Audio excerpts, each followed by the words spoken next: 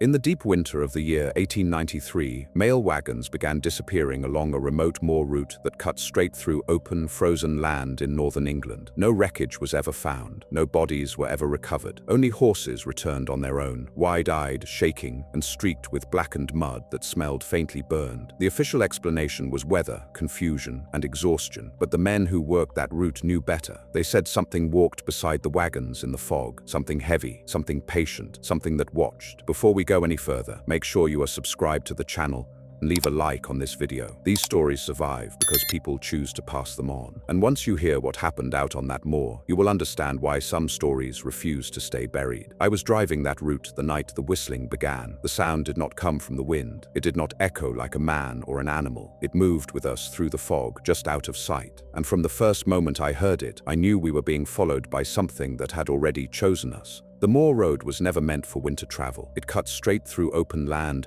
where nothing stood tall enough to break the wind. No trees, no fences, only frozen grass, black water beneath thin ice, and fog that moved like a living thing. That night there were 4 of us on the run. I held the reins. Beside me sat William Croft, who had driven mail wagons longer than anyone still breathing on that route. Behind us on the rear bench rode Thomas Hale with the rifle across his knees. Inside the wagon were 2 canvas sacks of letters, government seals intact and heavy with weight. No passengers, only mail and cold iron lantern light. We left the station just after sundown. The moon was hidden behind thick cloud. The wind already carried the sting of ice. The horses did not want the road. They stamped hard on the stone and pulled back against the harness, as if the darkness ahead pressed against them. William noticed it first. "They feel it," he said quietly. I asked him what he meant, even though I already knew. He looked out at the fog line ahead of us, where the moor disappeared into white nothing. Same way they felt it last winter when Cooper vanished. No one answered after that. We rolled out onto the open land, with the lanterns swaying low at the sides of the wagon. The fog swallowed the light within a few yards. The road vanished almost immediately. I drove by memory alone, guiding the team by the faint change in ground beneath the wheels. The first mile passed in silence. Only hooves, only wind, only the soft creak of wood and leather. Then the horses slowed on their own. I pulled lightly on the reins and whispered to them. Their ears were rigid and forward. Their breathing came out in sharp white clouds. Thomas leaned forward from the back. "You hear that?" At first I thought it was wind moving through distant reeds, but the sound held a pattern. 3 short notes, 1 long trailing note. It was faint, but it was not random. William went stiff beside me. "That is not the wind." The sound came again, a little closer this time. 3 short notes, 1 long trailing note. It sounded like whistling, not sharp, not bright, low, hollow, as if the sound passed through something empty before reaching us. The horses pulled left without warning. I fought the reins to keep them on the road. Their muscles trembled beneath the harness. "Do not follow the sound," Thomas said from behind us. William swallowed hard. "That rule exists for a reason." I asked him who made the rule. He did not answer. The fog thickened as we went deeper into the moor. The light from the lanterns shrank until it barely reached the hooves. The whistling continued. It never rushed us. It matched our speed. We passed the marker stone at the old crossing. I knew its shape even though I could not see it fully. I felt it in the way the road dipped and rose. That was when the smell reached us. It was faint at first, bitter, dry,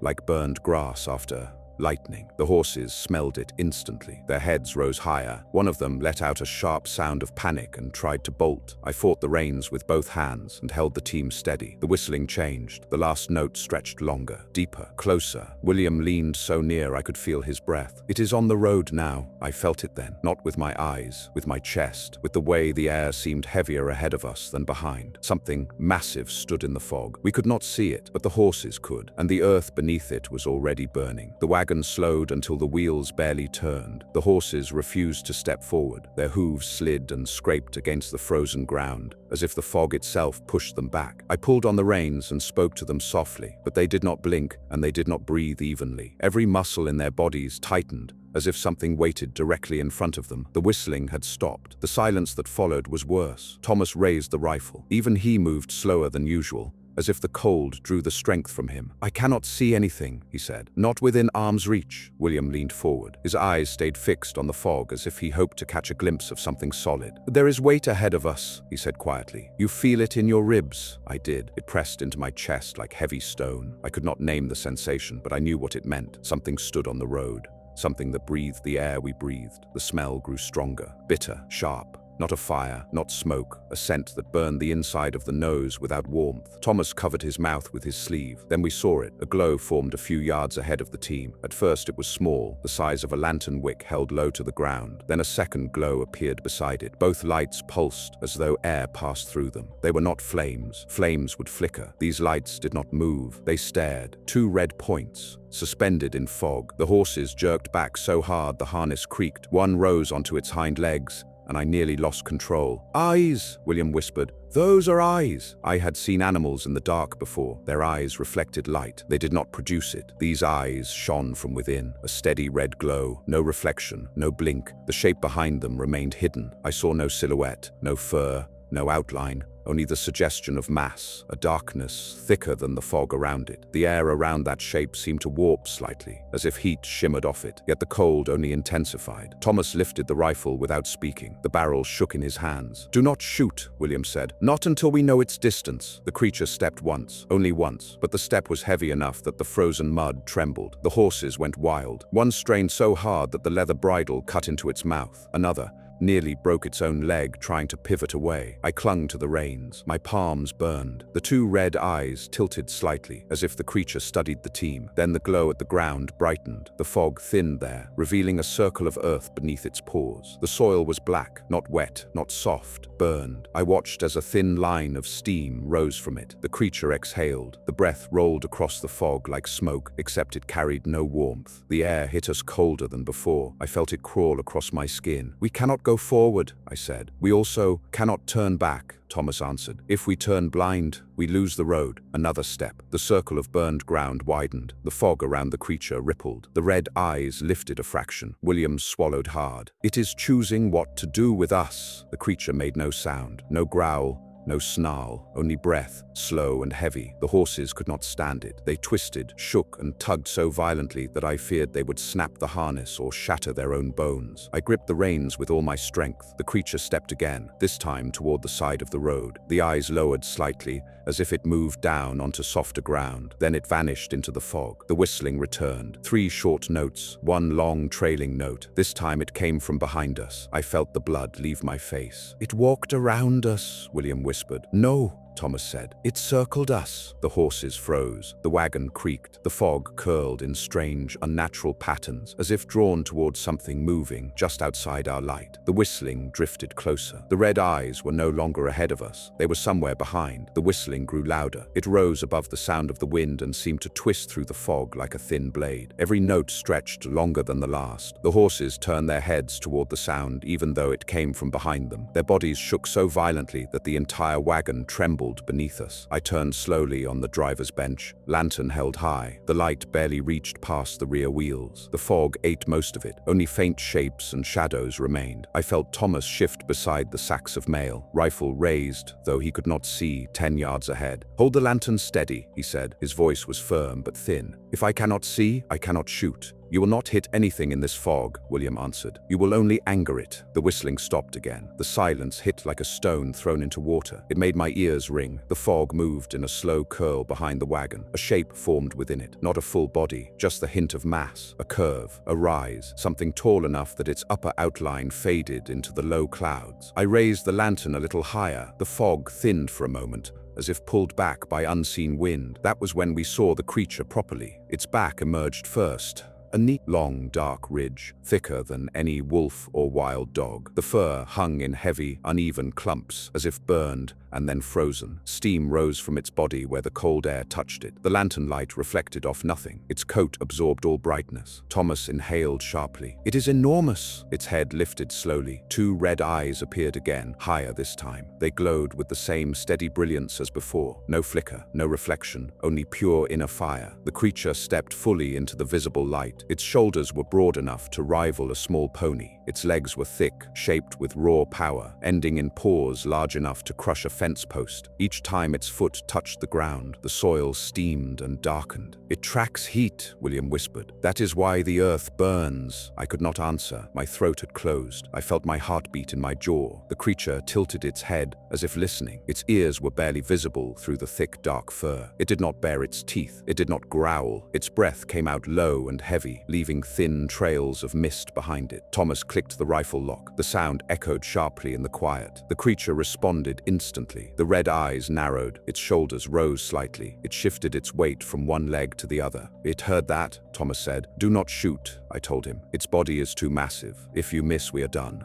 "I do not intend to miss." The creature began to walk toward us, slow, deliberate. Each step made the horses flinch and jerk against the harness. The wagon creaked with every movement. Steam rose thicker around its paws. The smell of scorched earth tightened the air. The creature stopped when it was close enough for us to see the details of its face. Its muzzle was long and shadowed, shaped like a wolf but broader, heavier and scarred with deep lines. Its breath curled from its nostrils in two steady streams. Its eyes did not blink. Then it did something I will never forget. It lowered its head until it was level with the wagon bed. It looked at the mail sacks, slowly, almost thoughtfully. Then it turned its gaze to me. I felt the air leave my lungs. Something cold and impossibly heavy pressed against my chest. William whispered, "It knows who is driving." The creature's jaw opened just slightly, not to bite, not to roar. It exhaled a long, deep note, a sound like wind through a hollow bone. The whistling had not been wind at all. It had come from this creature's chest. Thomas lost his nerve. The rifle fired. The gunshot tore through the fog. The horses reared up. The wagon rocked violently. The creature did not fall. It did not flinch. It simply stepped back once. It looked at us with an expression I could not understand. Not anger, recognition. Then it turned away and walked into the fog beside the road. The whistling returned, higher, sharper, and it came from everywhere at once. The moment the rifle cracked through, the fog, the Moor changed. The air felt thinner, the cold cut deeper. Even the silence seemed to tighten around us. The horses did not wait for my command. They bolted forward with such force that the wagon jerked sideways and nearly tipped. I fought the reins with both hands to keep them straight. The whistling drifted across the moor again, but this time it did not come from one direction. It came from everywhere. It bounced off the fog as though the land itself carried the creature's breath. Thomas clung to the rear bench, rifle empty, knuckles white. "It is following," he said. His voice cracked on the last word. "Reloading will not matter. That shot did nothing." William did not look back. His eyes stayed on the fog ahead. "I told you not to fire. Now it is deciding what to do with us." The horses ran harder than I had ever felt them run. Their hooves struck frozen earth again and again, sending vibrations through the entire wagon. My teeth rattled. Every few seconds one of them screamed, and the sound cut straight through the fog. The whistling grew louder. 3 short notes, one long trailing note. It did not chase us at a sprint. It moved with slow confidence, as though the moor belonged to it, and we had simply entered its territory without permission. I turned my head just enough to see behind us. At first I saw nothing but swirling white. Then a dark mass appeared within the fog. It moved at a steady pace, its head lowered, its shoulders rising and falling with deliberate rhythm. The red eyes glowed even through the fog. They did not blink, they did not waver. They held their shape no matter how thick the mist grew. "It is gaining," Thomas said. "Not fast, but enough." William tightened his grip on the side rail. "Keep the horses moving. Do not slow for anything." I snapped the reins and shouted to the team. The horses pushed harder, foam streaking their mouths. Their breath hit the air in ragged bursts. The wagon bounced violently over frozen ruts. My arms burned from holding the reins steady. We passed a marker stone on the left. I recognized it from the outbound run. If memory served, we were approaching the low dip where the moor sank into a shallow basin. The road narrowed there. If the creature drove us into that dip, we would have nowhere to turn. The whistling rose in pitch. Thomas looked over his shoulder again. "It is closer." "Do not tell me that," I said. "I need to focus. You need to understand what is behind us," he replied. "It is not running. It is walking. It knows we cannot outrun it." Another note cut the air. Long, deep, cold. The sound dragged through my ribs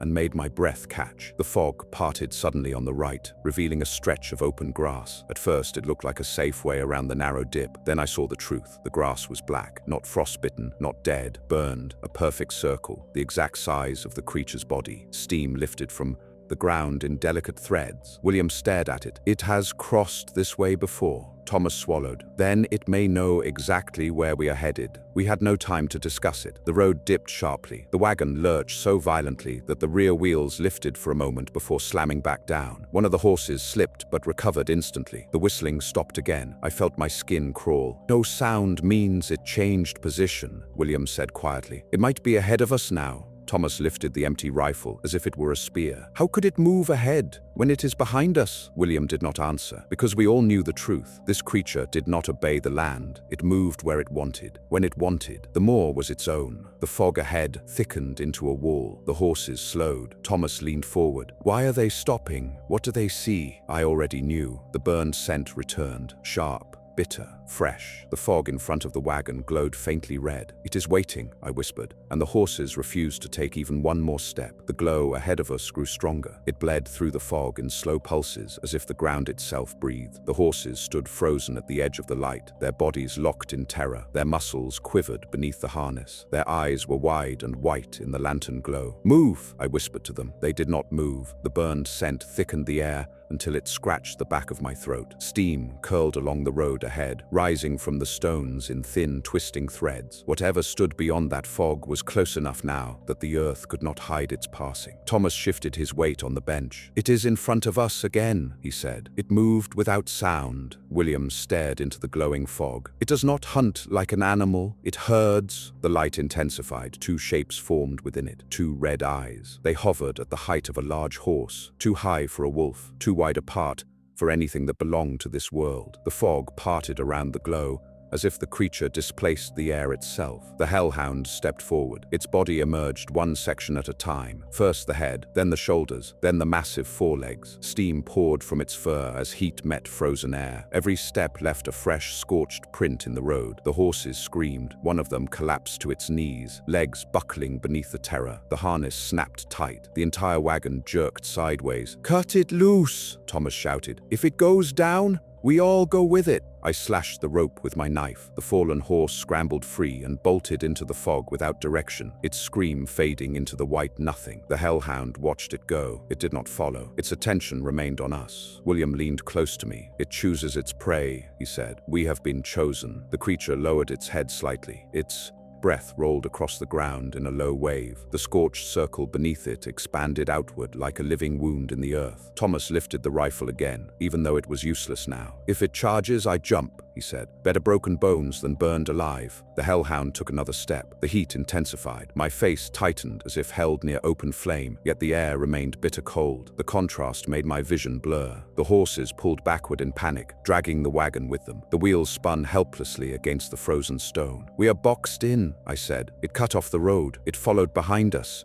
It knows the land better than we ever will." The whistling returned. This time it did not drift. It vibrated inside my skull. 3 short notes, one long trailing note. The Hellhound lifted its head and answered its own call with a deeper sound that rumbled through the fog. The moor itself seemed to respond. The ground beneath the wagon trembled faintly. William whispered, "It is calling something else." The fog behind us thickened. Another set of red eyes appeared in the distance. Farther back, smaller, dimmer, not 1, 2. Thomas let out a broken sound of disbelief. "There is more than one." The first Hellhound did not move. It watched. The second glow advanced slowly through the fog behind us. Its whistling joined the first until both sounds overlapped in a low harmonic that made my teeth ache. "We cannot stay here," I said. "They will close the distance." William shook his head. "Forward is death. Backward is worse." The Hellhound in front of us began to lower its body. Its shoulders rolled forward. Its hind legs bent. It prepared to spring. The second creature behind us moved faster now. Thomas climbed onto the edge of the wagon. "On my count, drive straight at the one ahead," he said. "If it moves, we run the gap. If it does not, we die trying." William closed his eyes once. I nodded. Thomas raised his hand. 1. The Hellhound ahead growled low. The sound was deep and layered, as though 2 throats spoke at once. 2. The burned ground beneath it cracked. 3. I snapped the reins and screamed at the horses. The team surged forward in blind terror. The wagon lunged directly toward the waiting Hellhound. The horses surged forward with a force I did not know they possessed. Their hooves struck the frozen stones in frantic rhythm. The wagon shuddered as it lurched toward the Hellhound, blocking the road. Thomas clung to the side rail, ready to jump. William braced one hand against the bench, the other gripping the lantern so tightly his knuckles turned white. The Hellhound did not step aside. It remained crouched low, its body coiled, its eyes locked on us with a cold, unblinking focus. Steam rose from its fur in thick curls. The scorched ground beneath it cracked again as another wave of heat pulsed outward. "Faster!" Thomas shouted. His voice sounded thin and distant. Do not hesitate. I did not answer him. I leaned into the reins and drove the horses harder. The wagon rattled, the air shook, the glowing fog brightened as the creature's heat grew more intense. I believed we were about to collide with it. I believed the wagon would splinter like dry wood against the monstrous weight of its body. But just as we reached the final few yards, the Hellhound moved. It did not leap, it did not dodge. It slid sideways across the road with a motion too smooth to belong to something so enormous. The fog parted around it as if the creature bent the air itself. Its paws scraped the stones in 4 sharp impacts. Another circle of scorched earth formed instantly where it landed. The road ahead was suddenly clear. "Go," William said. "Do not think, just go." I snapped the reins again. The horses barreled through the gap where the Hellhound had stood only seconds before. Heat brushed past my face, causing my eyes to water. Yet the wind that followed was ice cold. The wagon swung dangerously to the right, nearly tipping into a ditch. I fought the reins, trying to keep the wheels steady. Behind us, the second Hellhound's red eyes glowed brighter, much brighter than before. Thomas looked back. "It is running now," he said. "It is not walking anymore." I risked a glance. The second creature came through the fog with its head lowered and shoulders rising in long, powerful strides. Its paws slammed into the ground and sent echoes through the frozen air. The Hellhound we had passed turned to follow. Both creatures closed the distance between us at terrifying speed. "Hold on," I said. The ground ahead dips again. The wagon dropped into a shallow basin and jolted so hard my teeth clicked. One of the horses nearly lost its footing. I held the reins as tightly as I could, guiding them forward, praying the wagon would not snap under the strain. The creatures descended the hill behind us with impossible grace. Their bodies moved like liquid shadows, dark shapes against the fog, faster than the horses even at full sprint. "They are gaining," Thomas said. "They enjoy this. They are playing with us." William did not speak. He stared ahead as if searching for any sign of safety. Then something changed. The air shifted. A new scent drifted across the moor. Not burnt soil, not cold wind, something metallic, something old. "We are near the stone bridge," William said. "It is close. If we can reach it, the ground narrows. They cannot flank us there." The horses sensed it too. They pushed harder, as if the promise of solid stone drew them forward. Their breaths came in broken bursts, but they refused to slow. The whistling started again. Not behind us, not beside us, above us. A long, hollow note drifted down like a warning. Thomas stared upward. "What is that place? How is it above us?" Before I could answer, a shadow passed over the wagon. Fog drifted upward in a twisting column, sucked towards something unseen. The Hellhounds roared, not in anger, in response. The road ahead narrowed into a dark corridor leading toward the bridge. The fog thickened so fast it felt like stone closing around us. "We have to reach that bridge," William said. "Whatever is calling them is waiting somewhere above the road." Thomas gripped the rifle with both hands. "What is above us?" I could not answer, because the truth came to me in a single, dreadful thought. The Hellhounds were not hunting us. They were driving us towards something worse. The road toward the stone bridge tightened into a narrow passage. Tall banks of frozen earth rose on both sides, trapping us between walls of white. The horses pounded forward in pure terror. Their hooves snapped the ground like brittle glass. The wagon bounced violently behind them. The shadow above us moved again. At first I thought it was only fog curling into strange shapes. Fog does that on the moor. It plays tricks on the eyes and makes distant lights dance. But this shadow had weight. It passed in front of the faint gleam of the moon and swallowed it entirely for the span of several heartbeats. Thomas gripped the rifle so hard the wooden stock creaked. "That is no fog," he said. "Look at the way it blots out the sky." William stared upward. "Something is flying low." My stomach tightened. "Flying? In this cold? Nothing survives those winds?" "Nothing normal," William answered. The shadow drifted sideways across the narrow road. It was slow, deliberate, as if it followed our movement with casual patience. The Hellhounds behind us roared again. Their roars were deep enough to shake the frozen air. The sound did not fade with distance. It pressed into the space around us as they descended the last slope. "They are herding us," I said. I could barely speak. Thomas turned back to look. "They are not trying to close the distance. They are keeping it controlled." The road dipped, and the shadow passed lower. Fog rose like a curtain, partially hiding the creature above. But the shape that formed through the mist was unmistakable. A long body, wings that did not flap, but shifted slowly like sheets of black cloth in a wind that did not touch us. And beneath it, hanging from its center, something like a skull. Not a human skull, not an animal skull. Something elongated, something narrow, something older. It seemed to watch us, though it had no eyes I could see. William choked on his breath. "Do not look at it. It is not meant to be seen." Thomas raised the rifle and pointed it upward. "If that thing is calling the Hellhounds,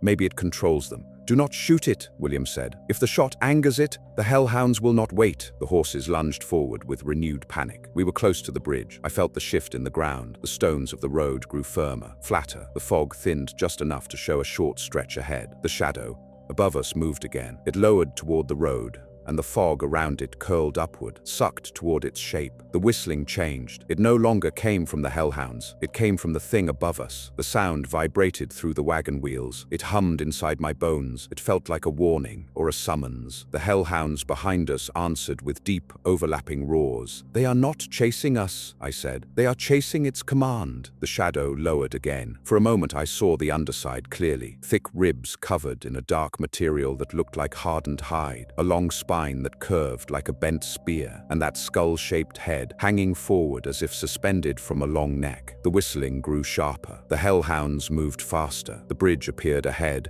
as a dark, narrow shape cutting across a frozen stream. Low stone walls lined its sides. The moment the horses saw it, they lunged toward it as if salvation waited there. "Do not stop," William said. "Whatever is above us cannot descend through the stone arch." "How do you know that?" Thomas asked. "I do not," William replied. "But the hellhounds never crossed it last winter after Cooper vanished. None of their burned tracks appeared on the far side." The shadow above us tilted slightly, as if responding to his words. I felt something cold slide down my spine. It knew. The hellhound closest behind us roared again. This time it sounded furious. The horses reached the beginning of the bridge. The shadow above shifted. The skull lowered. And for the first time, the thing above the moor began to descend. The stone bridge rose before us like a narrow spine stretched across the frozen stream. It was barely wide enough for the wagon. Its walls were low and crumbling in places, but it was solid, older than the villages, older than the roads, older than the moor itself. The horses slammed onto the bridge at full speed. Their hooves rang out against the stone with sharp echoes that bounced across the empty land. I held the reins so tightly my fingers went numb. Behind us, the hellhounds roared again. Their roars grew distorted as they approached the bridge, as if the air itself resisted their voices. The shadow above us began to descend. It lowered slowly, like something ancient waking from a long sleep. The fog bent toward its body. The wind shifted. My ears popped. The horses felt it too. Their heads jerked upward as if something pressed down on their spines. Thomas stared at the thing as it dropped through the mist. "What is it doing?" he whispered. The skull-like head dipped lower. Its shape became clearer. It was long and narrow, with ridges running down the center. No eyes, no flesh, just dark, polished bone, or something that looked like bone. The wings spread wider. They did not flap. They seemed to stretch and contract with slow, silent pulses, like the creature breathed through them. The whistling changed again. It was no longer a warning. It was a command. The hellhounds halted at the edge of the bridge. Their claws scraped the stones. Their bodies lowered. They stayed at the threshold, as though something forbidden lay beyond. William leaned forward, his voice shaking. "It will not let them cross. The bridge is older than it." "How do you know that?" Thomas asked. "I do not," William said. "But look, they stop. Something holds them back." The hellhounds paced at the very edge of the stone, steaming breath curling up around their jaws. Their eyes blazed with frustration. Their paws burned the earth where they stood, but they did not take a single step onto the bridge. They were waiting. The shadow above us dropped lower, so low that I could see every ridge along its underside. Thick bone plates, gnarled joints that bent at angles no living creature should possess. The skull descended until it hovered just above the stone wall of the bridge. The whistling vibrated against the stone. The entire bridge shook. Dust fell from between the old blocks. Thomas braced the rifle against his shoulder, even though it was empty. "Do we run? Do we stop? What does it want?" The skull turned toward us, slowly, deliberately, as if studying each of us in turn. A chilling cold spread through my body. It crept into my hands, my jaw, the back of my neck. The horses staggered and nearly collapsed under the weight of it. The whistling stopped. Silence returned, not normal silence. A silence that felt wrong. A silence that pressed against the ears until my head throbbed. Then the skull opened. Not a mouth, not a jaw. A long seam split down the center of the face, revealing a cavity of glowing red light. It did not shine outward. It pulsed inward, as if drawing something in. William gasped. "It is feeding," Thomas whispered. "On what?" The red light intensified. The horses screamed and reared. The wagon rocked so violently that one wheel lifted from the bridge for a moment before slamming back down. The red glow reached toward us like a tide. I felt something pull at my chest. Not my breath, not my voice. Something deeper, something I could not name. "No," I forced out. "Drive. We must drive." I snapped the reins and shouted. The horses lunged forward with the last strength they had. The wagon leapt across the midpoint of the bridge. The skull jerked back with a sudden, violent motion. The seam closed. The red glow vanished. The shadow lifted sharply, retreating into the fog above us. Behind us, the hellhounds roared again. Their roars were furious now, no longer controlled. The ground shook beneath the bridge as their paws struck the earth. We raced across the final stretch of stone. The far end of the bridge came into view through the thinning fog. We were almost across, almost free. Then the shadow above us turned and began to follow. The moment the shadow turned above the bridge, the air changed again. The cold sharpened into something cutting and dry. The fog no longer drifted. It streamed in thin lines toward the sky as though pulled by a vast, unseen current. The horses felt it first. Their forward charge stuttered. Their heads snapped upward in blind panic. One of them screamed and nearly threw itself into the stone wall. "It is not done with us," William said. "It has chosen us now." The last stones of the bridge thundered beneath the wheels. We burst onto the far side, and the road widened slightly into open ground again. I drove the horses forward without restraint. The wagon rattled so hard that I feared the axles would tear loose. Behind us, the hellhounds remained at the bridge. They did not cross. They paced along the stone edge like burning statues. Their eyes locked on us with restrained fury. Their paws scorched the stone, but they would not step beyond it. The whistling did not return from them. It drifted from above. Long, low, measured. The sound vibrated through the iron bands of the wagon. It entered my teeth. It settled into my skull.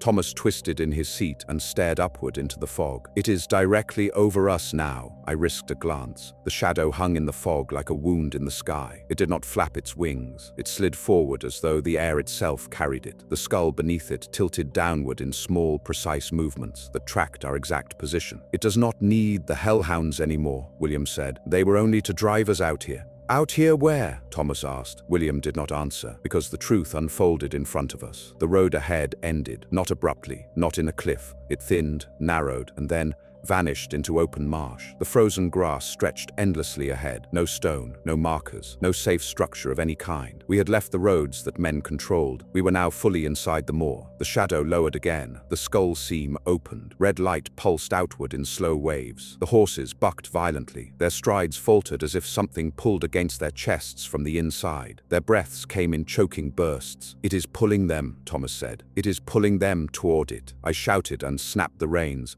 but the horses slowed anyway, fighting an invisible force that tightened around them with every step. The red glow intensified. The fog thinned. For a brief moment, I saw the entire creature clearly. Its body was longer than the wagon itself. Its wings stretched wider than the road. Its spine curved in a gentle arc as it lowered closer to us. The skull face glowed from within like a furnace hidden behind bone. The whistling stopped. The pull grew stronger. William suddenly cried out, "It feeds on motion, on breath, on panic. The more we struggle, the stronger it becomes," Thomas shouted back. "Then what are we supposed to do? Stop and let it take us?" William stared upward with hollow eyes. "Yes," the words hit me like a physical blow. "Are you mad?" "No," William said. "I am finally understanding it." The horses staggered. One of them collapsed forward onto its knees. The others dragged it several feet before it regained its footing. The red glow pulsed brighter. The pull intensified. I felt it in my lungs. With every breath I took, something tugged against it. I fought the urge to gasp. "We cannot outrun it," William said. "It is not chasing us. It is drawing us into itself." Thomas raised the useless rifle again, as if defiance alone might help. "Then I will die standing," William shook his head. "It does not care how you die, only that you give it motion." The shadow dropped lower, so close now that the air directly above us distorted as if heated. The skull descended until it hovered only a few wagon lengths above the team. The horses screamed again. Their hooves slid. The pull became unbearable. I felt my body lean forward against my will. My vision darkened at the edges. The whistling returned. Not outside, inside my head. And that was when I understood. The hellhounds had never been the hunters. They had been the shepherds. The pull tightened until breathing became work. Each breath felt borrowed.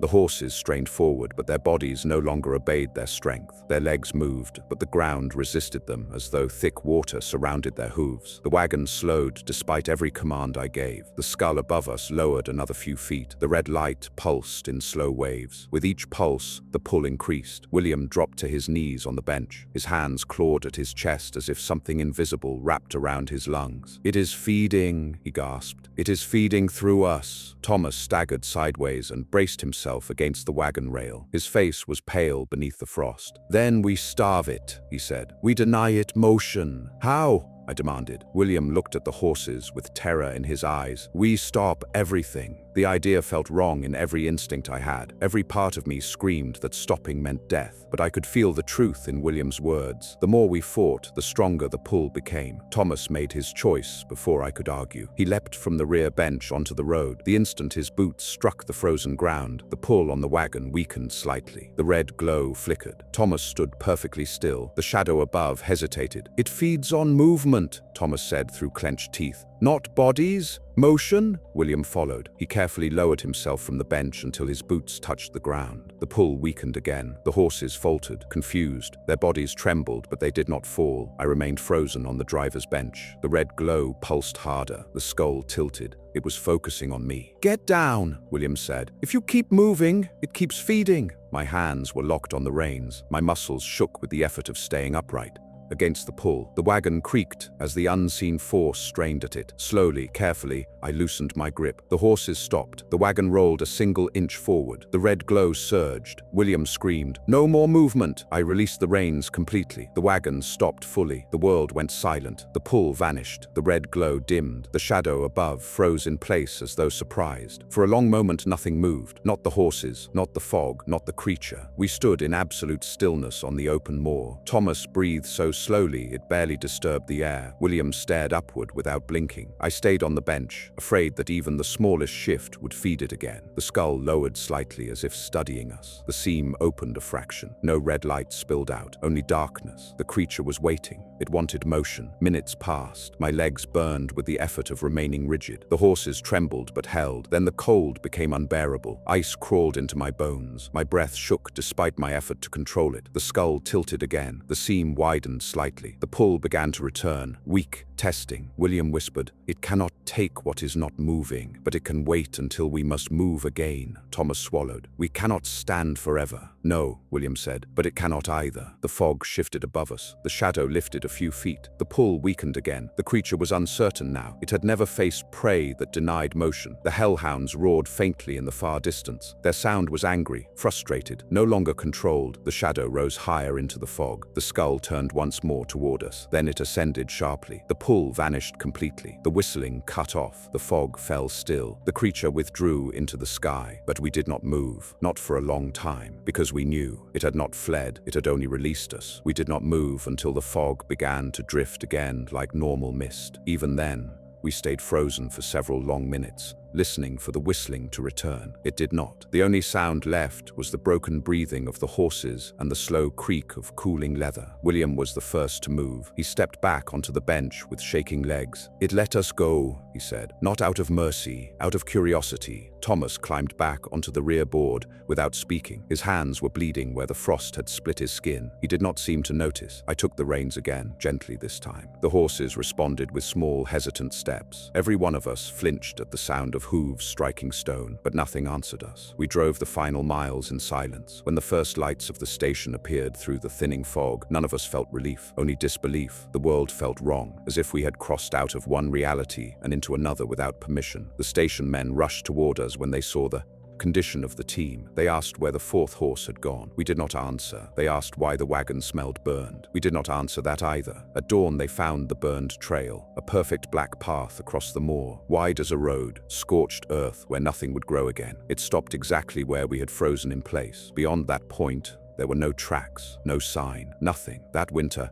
6 more mail carriers vanished on nearby routes, all on fog nights, all with wagons later found empty, horses alive, mail untouched, burned ground beneath where the wagon had last stood. No one ever found bodies. The bridge we crossed was sealed the following spring. Workers reported hearing whistling from beneath it at dusk. 2 men quit after seeing red light through the stones. The Moor route was officially closed in 1895. They said it was unsafe because of the ground, but the old men who worked the roads told a different story. They said the hellhounds never hunted hunted for themselves. They said they drove. They said the thing above the moor still waits for motion. William left the route that same year. He never spoke of that night again. He died in his sleep 10 years later with his boots still at the foot of the bed. Thomas vanished 2 winters after our escape. His last shift ended in heavy fog. His wagon was found standing still on open ground. The horses were calm. The earth beneath them was burned into a perfect circle. As for me, I never drove another night route across open land. But sometimes, when the fog comes low and the air turns bitter cold, I hear it again. 3 short notes, 1 long trailing note, not outside my window, inside my chest, and I know it is still watching the roads, still waiting for motion, still feeding. Some roads are closed because they are unsafe. Others are closed because they remember too much. If this story made your skin crawl, make sure you are subscribed to the channel and leave a like. These are the stories the fog tries to bury, and every time you share one, something old remembers that we have not forgotten. Tell us in the comments where you are listening from tonight, and if the fog ever whistles for you, do not follow it.